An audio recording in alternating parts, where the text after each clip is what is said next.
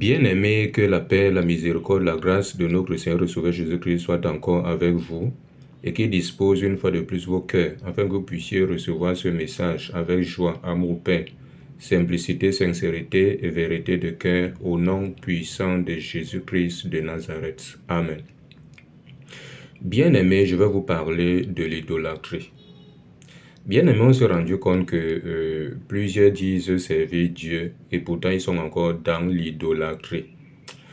Vous allez trouver d'autres ils prennent leur pasteur pour Dieu. C'est ce que ce dernier dit qu'ils mettent en pratique. Ce que dit la Bible, ils ne mettent pas cela en pratique, ils raisonnent.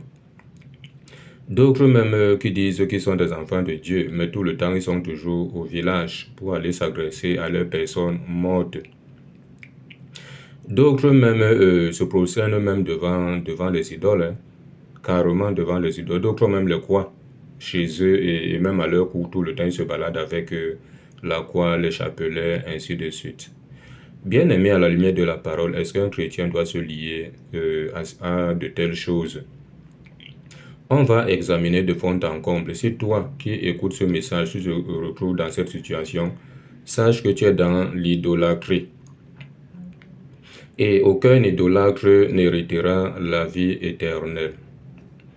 Il faut que tu le comprennes. On va rapidement prendre Apocalypse pour que tu comprennes que aucun idolâtre n'héritera la vie éternelle. Voici ce qu'Apocalypse nous dit ici. Apocalypse 22, du verset 14 au verset 15. Il nous dit, « Heureux ceux qui lavent leurs robes, afin d'avoir droit à l'arbre de vie et d'entrer par les portes dans la ville. » Il dit, « Dehors les chiens, les enchanteurs, les impudiques, les meurtriers, les idolâtres, et quiconque aime et pratique le mensonge. » Donc si tu es un idolâtre, sache que tu n'hériteras pas la vie éternelle. Celui que tu dois aimer de tout ton cœur, de toutes tes forces, de toute ton âme, celui que tu dois adorer, ce n'est que Dieu. Il dit à Deutéronome 6, verset 5. Il dit, tu aimeras l'Éternel ton Dieu, tout ton cœur, toute ton âme, de toutes tes forces, de toute ta pensée. Voilà, Deutéronome 6, verset 5. Bien aimer l'idolâtrie n'est pas bien. C'est pour cela qu'un Corinthien, prenons ça rapidement, 1 Corinthiens 10, verset 14. 1 Corinthiens 10, verset 14, il dit là-bas que c'est pourquoi, mes bien-aimés, fuyez l'idolâtrie. Même ceux-là qui aiment les jeux au hasard, là, qui jouent au jambo, qui jouent au poker, qui misent pour espérer gagner gros, ils sont dans l'idolâtrie, parce que ça c'est la cupidité. Voici ce que la Bible nous dit ici, là, Éphésiens 5, verset 5. Donc il y a des chrétiens comme ça qui se disent qu'ils sont des chrétiens, mais ils aiment le jeu au hasard jusqu'à ce n'est plus bon. Les paris sportifs, les paris de courses de chevaux, ils sont là-bas. Le poker, ils sont là-bas. Ils jouent même à la carte. Voici ce que Éphésiens 5, verset 5 nous dit. Il dit, « Car sachez-le bien-aimé, aucun impudique ou impur ou cupide, c'est-à-dire idolâtre, n'a d'héritage dans le royaume de Christ et de Dieu. » Donc aucun cupide, c'est-à-dire idolâtre. Et ce qui n'est pas normal, parce que la cupidité est une possession. C'est pour cela que vous, là, qui êtes cupide, vous devez passer à la délivrance. Écoutons ce que l'apôtre Paul dit ici, là, à 1 Timothée. 1 Timothée 6. Voilà, 1 Timothée 6. Voilà, du verset 6 jusqu'au verset 10. 1 Timothée 6, du verset 6 au verset 10. 1 Timothée chapitre 6, du verset 6 au verset 10. Écoutons ce que ça dit. Il dit, « C'est en effet une grande source de gain que la piété avec le contentement, car nous n'avons rien apporté dans le monde. Et il est évident que nous n'en pouvons rien emporter. Il dit, si donc nous avons la nourriture et le vêtement, cela nous suffira. » Donc, si tu as la nourriture et le vêtement, cela te suffira, parce que Dieu sait que la priorité c'est ça. Au verset 9, il dit, « Mais ceux qui veulent s'enrichir tombent dans la tentation, dans le piège et dans beaucoup de désirs insensés et pernicieux, qui plongent les hommes dans la ruine et la perdition. » Donc, sache que si tu es cupide, ça veut dire que tu es idolâtre et oublie vraiment les choses de Dieu, parce que tu vas tomber dans la ruine et dans la perdition. C'est pour ça que beaucoup de personnes qui disent servir Dieu là sont déjà très loin de Dieu parce que ils sont dans la cupidité. Ils sont très loin de Dieu. Parce que celui qui est dans la cupidité, il est en train de servir maman. Hein. C'est de là que Jésus dit à Matthieu 6, verset 24. Il dit, nul ne peut servir deux maîtres.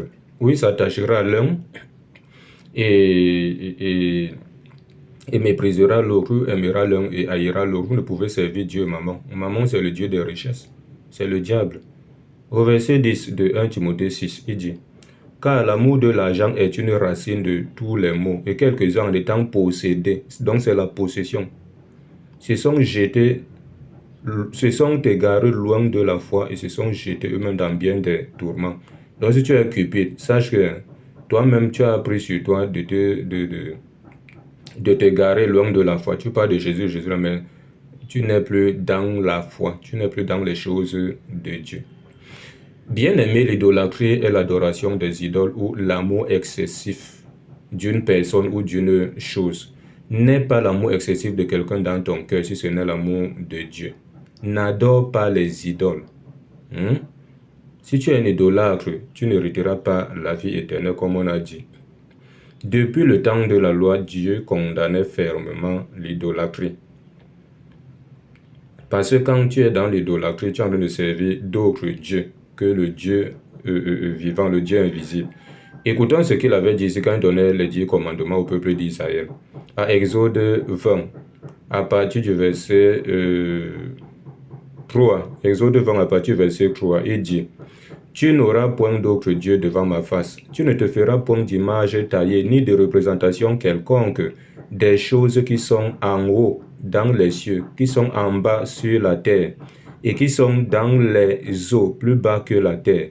Il dit, tu ne te prosterneras point devant elles, et tu ne les serviras point, car moi, l'Éternel, ton Dieu, je suis un Dieu jaloux qui punit l'iniquité des pères sur les enfants jusqu'à la 3e et à la 4e génération de ceux qui me haïssent. » Donc, Dieu te considère comme celui qui le hait.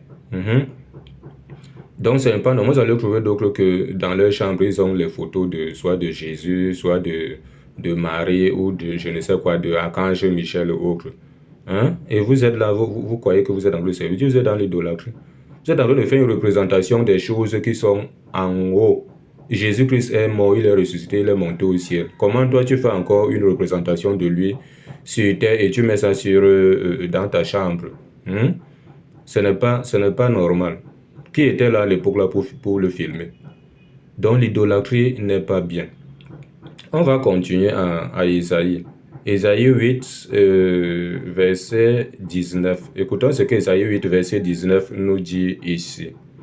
Il dit, « Si l'on vous dit, consultez ceux qui évoquent les morts et ceux qui prédisent l'avenir, qui poussent des sifflements et des soupirs, répondez, un peuple ne consultera-t-il pas son Dieu? S'adressera-t-il aux morts en faveur des vivants? » Vous allez trouver d'autres, ils sont des chrétiens, mais chaque vendredi ou tout le temps, ils sont au village pour aller s'adresser à leurs personnes mortes.